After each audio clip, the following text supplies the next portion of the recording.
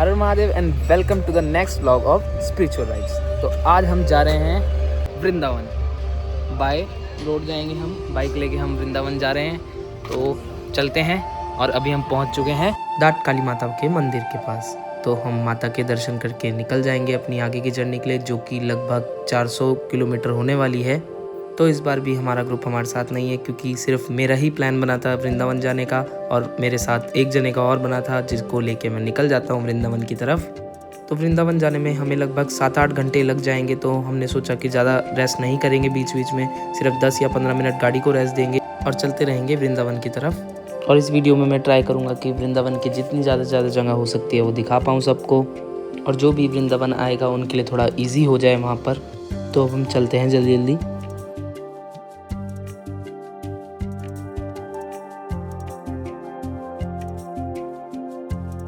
तो अब हम फाइनली 8-9 घंटे की लंबी राइड के बाद पहुंच गए वृंदावन।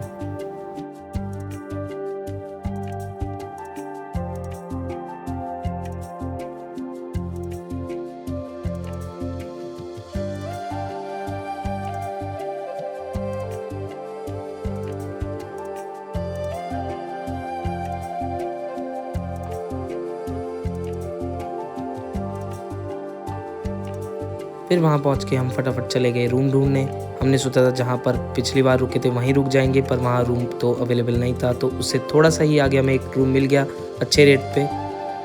से हर हर महादेव। और सुबह 7 बजे घर से निकलने के बाद हम लोग पहुँच गए थे वृंदावन की कुंज गलियों में। ये छोटी छोटी गलियाँ जिनको कुंज गली बोला जाता है, इतनी बड़ी बड़ी गाड़ियाँ भी आ जाती हैं कई बार यहाँ पर, तो कोई नहीं, आने देते हैं हम इनको। फिर हम थोड़ा आराम करके निकल गए बाहर की तरफ। हमने सोचा थोड़े मंदिर आज भी दर्शन कर लेते हैं, आसपास जितने भी मंदिर होंगे हमारे होटल के उनके ही दर्शन कर लेंगे। तो हम 1-2 मंदिर गए, जैसे कि राधा श्याम सुंदर और टेकरी मंदिर हमारे पास ही था। हम लोग ज़्यादा वीडियो वगैरह नहीं बना रहे थे, क्योंकि बंदर वगैरह फ़ोन छीन के भाग रहे थे लोगों का। तो हम मार्केट थोड़ा घूम फिर के खाना वगैरह खाने के बाद हम लोग जल्दी चले गए होटल में सोने, जिससे हम अपना पहला दिन अच्छे से यूटिलाइज़ कर सकें। हर हर महादेव और राधे राधे। तो आज हमारी वृंदावन की जर्नी का फर्स्ट डे है। हम लोग कल 3 बजे वृंदावन पहुंच गए थे। हमने यहाँ के जब तक थोड़े बहुत यहाँ के आसपास के मंदिर के दर्शन किए थे। तो आज हमारी जो है मेन जर्नी शुरू होने वाली है वृंदावन की। ये हमारा रूम है, हमने यहाँ पे रूम लिया था। ये बांके बिहारी मंदिर के थोड़ा सा पास में ही है। हमें ये पर डे 1000 रुपये का पड़ा है, तो ज़्यादा महंगा नहीं है, सही है। और फैसिलिटीज़ वगैरह अच्छी हैं, गीज़र वगैरह, वैसे ठंड इतनी है नहीं जो गीज़र की ज़रूरत पड़े। और बाकी आज हम अपनी वृंदावन की जर्नी की स्टार्टिंग करने वाले हैं राधा रानी जी के दर्शन से। तो अब हम लोग निकलने वाले हैं राधा रानी जी के दर्शन के लिए बरसाना। अभी अंधेरा हो रहा है, गाड़ी स्टार्ट कर रहे हैं, थोड़ा गाड़ी को कोल्ड स्टार्ट देंगे, फिर हम लोग निकलेंगे बरसाना के लिए। एक इम्पॉर्टेंट चीज़ मैं आपको बताना चाहता हूँ हमारी वृंदावन की जर्नी का। वो इम्पॉर्टेंट चीज़ है यहाँ के बंदर, उनसे बच के रहना पड़ता है। देखो ये मैं विदाउट चश्मा घूम रहा हूँ अभी, तो लगभग 5-6 दिन से प्रैक्टिस कर रहा था मैं बिना चश्मे के, जिससे मेरा सिर दर्द ना हो। और तो यहाँ पे तो क्योंकि चश्मा पहन नहीं सकते हैं, क्योंकि बंदर ले जाते हैं, फ़ोन भी ले जाते हैं, तो वीडियो बाहर बना नहीं सकते हैं ज़्यादा। तो थोड़ी बहुत वीडियो हम रूम पे ही बना रहे हैं, थोड़ी बहुत बरसाने जाते हुए रास्ते में बनाएंगे हाईवे पे, क्योंकि वहाँ पे तो बंदर होंगे नहीं, वहीं बना लेंगे थोड़ी बहुत वीडियो। तो यहाँ पर बंदरों से बचना बहुत ज़रूरी है। पिछली बार जब मैं आया था तो मेरा चश्मा बंदरों ने तोड़ दिया था, तो इस बार मैं पहले से ही प्रिपेयर होकर आया था। तो हमने जाते समय सोचा कि एक बार प्रेमानंद महाराज श्री की दर्शन कर लेते हैं, क्योंकि हमें 6 तो बज ही गए थे, तो 7:30 बजे तक महाराज जी आ जाते हैं। तो हमने सोचा उनके दर्शन करके ही आगे निकल जाएंगे।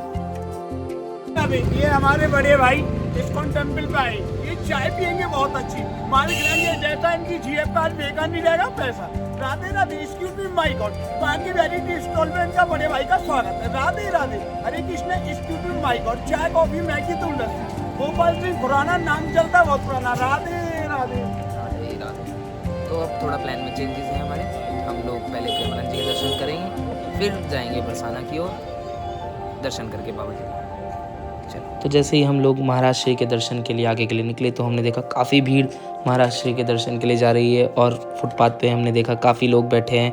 फिर हमने पता किया तो वो लोग टोकन के लिए बैठे हैं, जिनको टोकन शाम तक मिलेगा। शाम 5, 5:30, 6 बजे तक टोकन बैठते हैं, तो उनको टोकन मिलेगा। तो वो अभी से ही लाइन में लग के बैठे हैं। तो हमने सोचा कि जहाँ पर महाराज जी दर्शन देते हैं सोवरी कुंड में, वहाँ जाके देखते हैं। ज़्यादा भीड़ होगी तो नहीं दर्शन कर पाएंगे। गाड़ी खड़ी करके हम लोग निकल चुके हैं पैदल ही सोबरी कुंड की तरफ, जहाँ पे महाराज जी दर्शन देते हैं। और भीड़ काफ़ी है, ये देख सकते हैं आप लोग, इतनी भीड़ चल रही है। बहुत सारे लोग महाराज जी के दर्शन करने जा रहे हैं, तो हम लोग भी उसी कतार में जुड़ने जा रहे हैं, महाराज जी के दर्शन करेंगे और चलते हैं।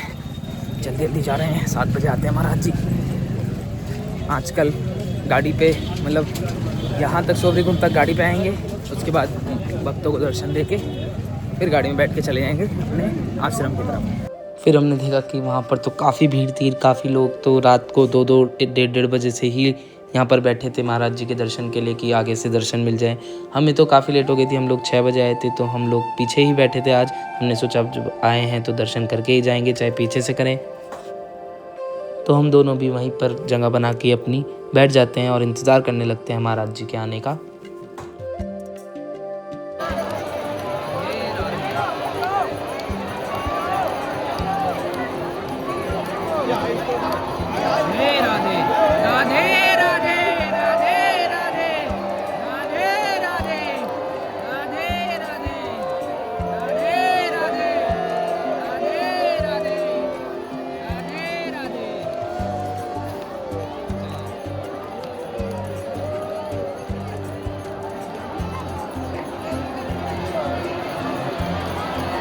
फिर महाराज जी के दर्शन करने के बाद हम लोग निकल जाते हैं आगे की तरफ।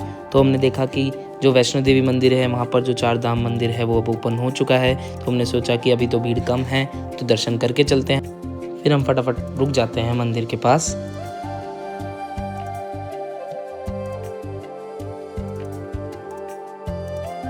तो पहुँच गए हैं वैष्णो देवी मंदिर और गाड़ी खड़ी कर दी है पार्किंग में। अब जा रहे हैं मंदिर माता के दर्शन करने। और जाना किधर से है? उधर ही होगा, ये तो एग्जिट का है, उधर से एंट्रेंस है, तो अभी ये एग्जिट है पीछे। तो इस मंदिर में भी ज़्यादा सामान वगैरह ले जाना अलाउड नहीं है। तो यहाँ पर लॉकर रूम बने हुए हैं, जिसमें 50 रुपये में आप अपना एक बड़ा बैग रख सकते हैं। सामान वगैरह लाएंगे तो आपको फैसिलिटी मिल जाएगी कि सामान सेफ़ रहे।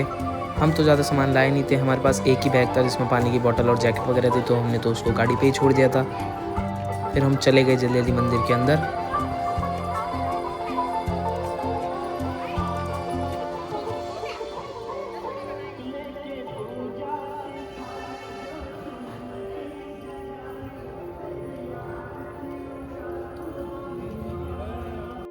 जब हम लास्ट टाइम यहाँ पर आए थे तो 4 धाम वाले मंदिर का जो है वो काम चल रहा था और वो अब कंप्लीट हो चुका है। तो हम जल्दी जल्दी माता रानी के दर्शन करने जाने लगे और फिर उसके बाद जो नए मंदिर बने हैं उनके दर्शन करने जाएंगे।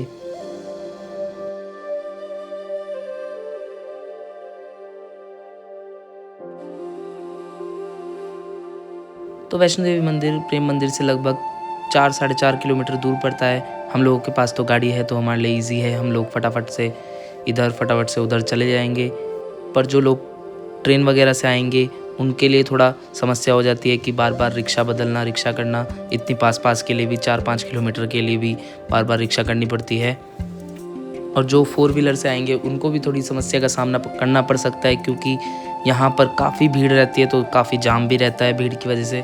तो कोशिश ये करें कि अच्छी जगह पार्किंग वगैरह ढूंढ के अपनी गाड़ी को पार्क कर दें और जितने भी वॉकिंग डिस्टेंस वाले मंदिर हैं उनको पैदल पैदल ही कवर करें और बाकी दूर दूर जाने के लिए ही गाड़ी को यूज़ करें।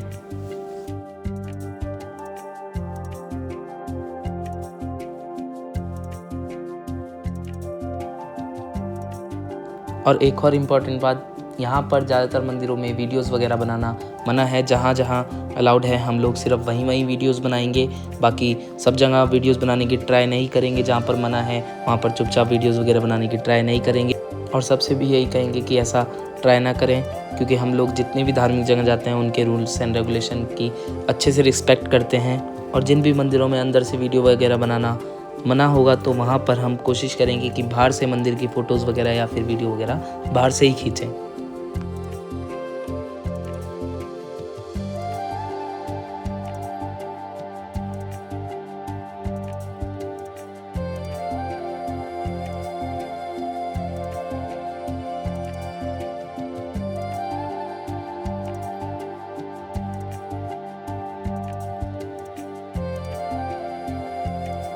तो थोड़ा बात कर लेते हैं इस मंदिर के बारे में। तो ये मंदिर काफ़ी बड़ी जगह में बना है और इस मंदिर को ट्राई किया गया है कि पूरा नेचुरल लुक देने की कोशिश की जाए। गुफाएं वगैरह जो बनाई गई हैं उसको देख के आपको लगेगा ही नहीं कि ये ओरिजिनल गुफाएं नहीं है, ये बाद में बनाई गई गुफाएं हैं। और यहाँ पर जो बाकी के जो 4 धाम वाले मंदिर हैं वहाँ पर शनिदेव जी का, शंकर जी का और कृष्ण भगवान का भी मंदिर अब खुल गया है, तो इस मंदिर का नाम इसलिए 4 धाम हो गया है। एक तो वैष्णो देवी मंदिर तो पहले से ही था यहाँ पर। तो हम लोग वहाँ पे थोड़ी बहुत फ़ोटोज़ वगैरह खिंचाने के बाद निकल जाते हैं बरसाने की तरफ और पहुँच जाते हैं कीर्ति मैया के मंदिर के, जो राधा रानी जी की माता जी का मंदिर है और ये भी यहाँ के सभी खूबसूरत मंदिरों में से एक है।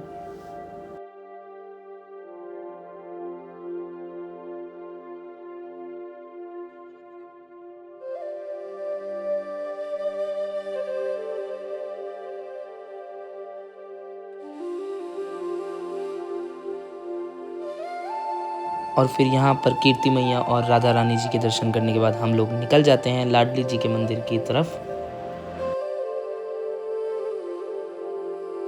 तो लाडली जी के मंदिर तक जाने के लिए 2 रास्ते हैं, एक तो सीढ़ियों वाला रास्ता और एक है गाड़ी वाला रास्ता। तो हम लोगों के पास गाड़ी थी तो हमने सोचा गाड़ी आगे तक ही लेके चलते हैं, तो हम लोग गाड़ी वाले रास्ते से गए थे। गाड़ी वहाँ पर पार्किंग में खड़ी की और फिर गए मंदिर में दर्शन करने लाडली जी के।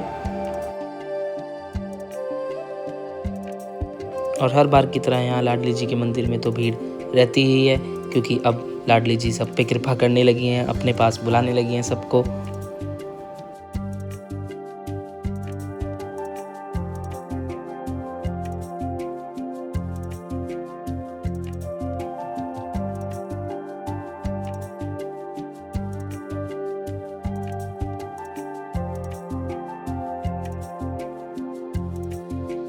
अब राधा रानी जी के दर्शन के बाद हम लोग गए उस स्थान पर जहाँ पर राधा रानी जी का जन्म हुआ था। उस स्थान के भी दर्शन किए हमने। ये स्थान भी यहीं पास में ही स्थित है। अब उसके बाद हम लोग निकल गए आगे पीली पोखर की तरफ, जहाँ पर बोला जाता है जब यशोदा मैया ने बिना किसी को बताए राधा रानी जी और कृष्ण जी की सगाई कर दी थी तो उनके हाथ में हल्दी लगाई थी। और जब वो ये बात बरसाने में सबको पता लगी तो राधा रानी जी घबरा गई, तो उन्होंने यहाँ पर आके अपने हाथ धोए थे। जब से यहाँ का पानी पीला हो गया है। अब हम लोग लाडली जी के दर्शन करके आ चुके हैं और अब हम लोग जा रहे हैं नंदगांव की तरफ। ये नंदगांव का रास्ता है। गांव में नंद भवन जाएंगे जहाँ पर कृष्ण जी पड़े हुए हैं। तो ये दूसरा वाला नंदगांव है, एक और नंदगांव है, उसमें भी जाएंगे हम। कल जाएंगे वहाँ पे, शायद टाइम ना मिले आज, तो कल जाएंगे वो मथुरा। तो हम पहुँच गए थे दूसरे वाले नंद भवन में, जहाँ पर बोले जाते हैं नंद बाबा कृष्ण जी को कंस के भेजे गए राक्षसों से बचाने के लिए लेके आए थे, क्योंकि इस पहाड़ी पर वरदान था कि कंस के भेजे हुए कोई राक्षस इस पहाड़ी पे कदम नहीं रख सकता था। तो इस मंदिर की एक और खासियत है कि यहाँ पर कान्हा जी और दाऊ जी की मूर्ति जो है बिल्कुल सेम दिखती है। भेद बताना मुश्किल हो जाता है कि कौन दाऊ जी हैं कौन कान्हा जी हैं, क्योंकि यहाँ पर एक बार यशोदा मैया ने दोनों का श्रृंगार सेम किया था। फिर वहाँ से निकलने के बाद हम लोग पहुँच गए गोवर्धन में स्थित दान घाटी मंदिर में। मंदिर में अंदर जाके हमने कान्हा जी के पद चिन्ह के दर्शन किए, जो चट्टान के ऊपर स्थित हैं।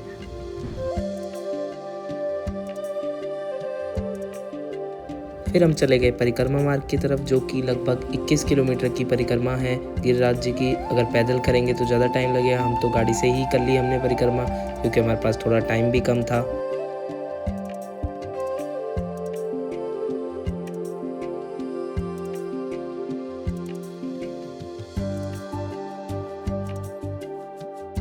यहाँ परिक्रमा मार्ग में काफ़ी सारे मंदिर स्थित हैं। अगर आप पैदल आ रहे हैं तो सारे मंदिर दर्शन कर सकते हैं। अगर रिक्शा वगैरह से आ रहे हैं तो 1-2 मंदिर रुक सकते हैं। हम लोग भी पूछरी के लौटा मंदिर में रुके थे, दर्शन किए थे और उसके बाद हम लोगों ने आगे जाके अपनी परिक्रमा को समाप्त कर दिया था।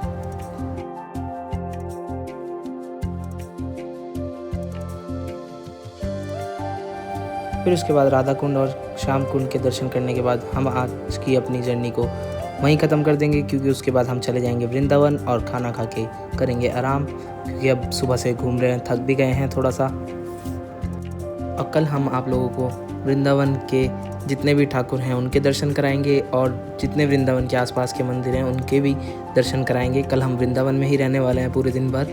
तो चले चलते हैं और इसके बाद हम आपसे मिलेंगे नेक्स्ट पार्ट में, वो जल्दी ही आ जाएगा। Hare Krishna, Hare Krishna, Krishna Krishna, Hare Hare.